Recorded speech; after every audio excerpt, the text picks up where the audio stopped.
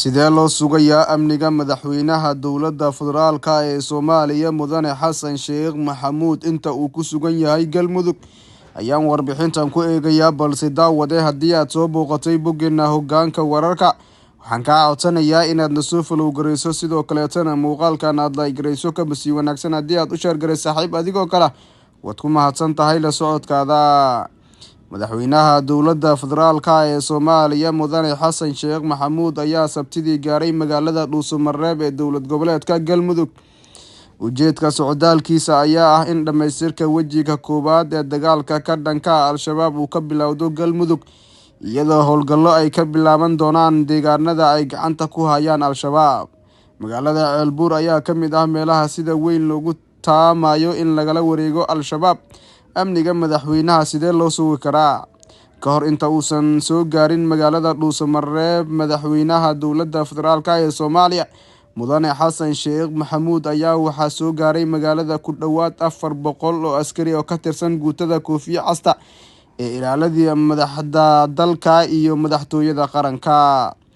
ciidankan oo kaashanaya kuwa Galmudug ayaa la wareegay amniga madaxtooyada Galmudug oo halkaas sida rasmiga uu u degay madaxweyne Axmed Cabdi Kaariye Qoorqoor ayaa sidoo kale ilo lagu kalsoonaan karo noo sheegay inay faaruujiyeen dhismaha madaxtooyada si ay xafiis iyo deegaan shaqo ugu noqoto madaxweynaha dowladda federaalka Soomaaliya Mudane Xasan Sheekh Maxamuud inta uu joogo magaalada.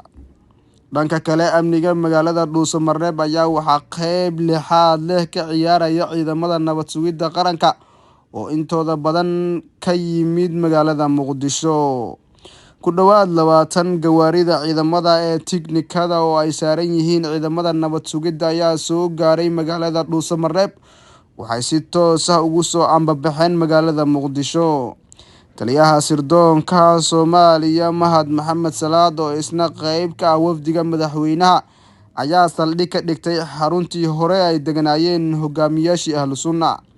dhanka kale ciidamada Galmudug ayaa iyaguna qayb ka ah amniga caasimadda Galmudug iyagoo kaalmeynaya ciidamadan sugaya amniga magaalada Dhuuso-Mareeb ayaa laga dareemayaa isbedel dhinaca amniga ah iyo ciidamo ku cusub magaalada oo meelo badan gacanta ku haya. shaqada madaxweynaha ee bisha soo socoto. madaxweyne ku-xigeenka Galmudug Cali Daahir Ciid oo BBC-da la hadlay ayaa sheegay in madaxweynuhu uu soo gaaray caasimadda maamulkaas ee Dhuuso-Mareeb uuna halkaas ka shaqeyn doono. ujeedadiisa waa xoreynta waddanka inuu gacan banaanaado uu kulamadii siyaasadeed iyo howlihii kale ee qaranka u hayay awoodda uu ku saaro howlgallada ka dhanka Al-shabaab ayuu yiri. wuxuu intaas ku daray in madaxweynuhu uu muddo ku sugnaan doono halkaas uuna yahay madaxweynihii ugu horreeyay ee Soomaaliya ee caasimadda dalka ugu soo guuro howlgal ka dhanka Al-shabaab.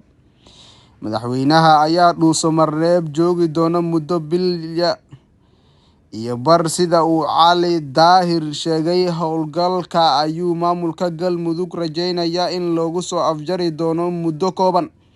ciidamadan qaranka Soomaaliya ayaa awoodda ugu badan ku yeelanaya la dagaalanka Al-shabaab ee gobolka Mudug sida uu sheegay Cali, balse waxaa sidoo kale weheliya kuwa macwiisleyda oo garab siinaya.